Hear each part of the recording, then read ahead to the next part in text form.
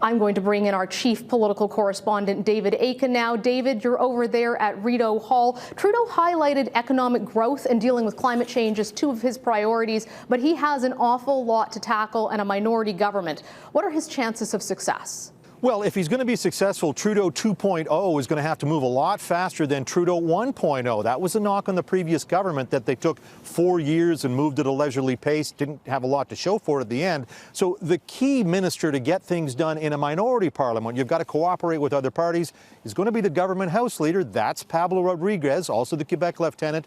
Rodriguez is a Montreal MP, and he's one of Trudeau's veterans.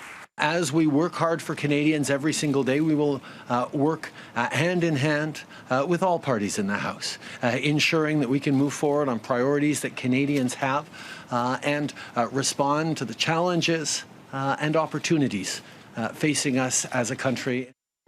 And a couple of ministers will have to move quickly on the economic files. Catherine McKenna moving from environment over to infrastructure, where she's got billions to help provinces and municipalities out.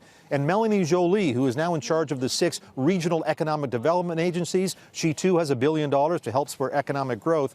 Big question mark, though, on the TMX pipeline expansion. That file goes to the new Natural Resources Minister, Seamus O'Regan. O'Regan had been Veterans Affairs Minister, had been Indigenous Services Minister. He's from Newfoundland. He really had not shown much of an affinity to move a big file forward, so there's some questions there, but Trudeau says that he's got confidence in his friend O'Regan. I am incredibly proud to have Seamus O'Regan, a strong Newfoundlander, as our Natural Resources Minister. There are Newfoundlanders who work right across the country in natural resources.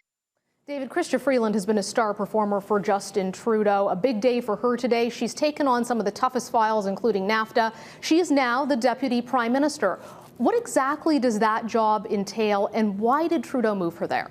Yeah, this is new. We haven't seen this in more than a decade. When Anne McClellan was deputy to Prime Minister Paul Martin, it's going to be very much a work in progress. But as Michael Couture was mentioning, the key for Freeland is to be the point person on the federal-provincial file, negotiate with Jason Kenney and Scott Moe and Doug Ford. There's a lot the Liberals promise that the provinces will have to help deliver. Things like national pharmacare, gun control laws. That's going to be Freeland's job. She'll also be tasked with bringing the NAFTA file across the finish line. The new NAFTA has not been ratified by Ottawa or Washington. That'll be Freeland's big job, too. She's an Albertan by birth, but she represents a downtown Toronto riding, a lot riding on her shoulders.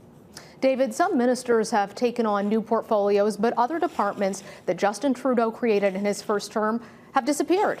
Yeah, a couple of curiosities here. We touched on one earlier. First of all, the Minister for Democratic Institutions, that no longer exists. That means no Senate reform, no electoral reform. The Minister of Science, that position's gone, and so is the person holding that job, Toronto's Kirsty Duncan. She's out of a job. New is, as Mike said, Minister for Middle Class Prosperity. I'm not kidding there. Minister for Middle Class Prosperity, Ottawa's Mona Fortier. We also have Minister for Digital Government. That is Vancouver's Joyce Murray. And a Minister for Diversity and Inclusion. That goes to Waterloo, Ontario's Barty Chagger. Mercedes?